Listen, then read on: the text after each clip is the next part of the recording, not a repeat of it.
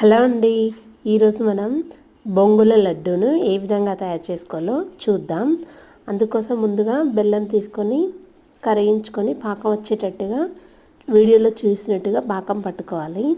అందులోకి బొంగులను వేసుకొని ఈ విధంగా కలుపుకోవాలి.